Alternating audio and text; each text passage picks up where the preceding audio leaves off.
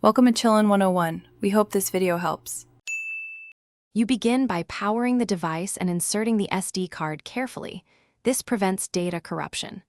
Once inserted, open the File Manager or Disk Utility so the system recognizes new media. Make sure the card sits fully in the slot and any adapter is secure, otherwise the OS may not enumerate the device.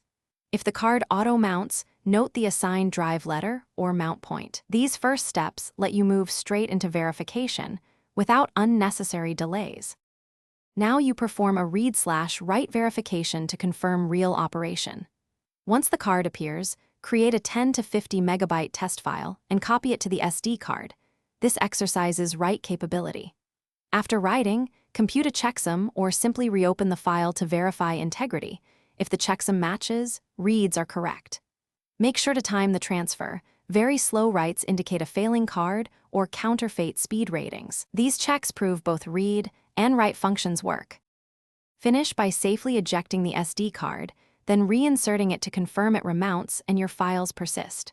Once done, run a surface check or full format if you saw errors, then repeat the write/read test. Make sure to test in a different reader or device to rule out a bad slot.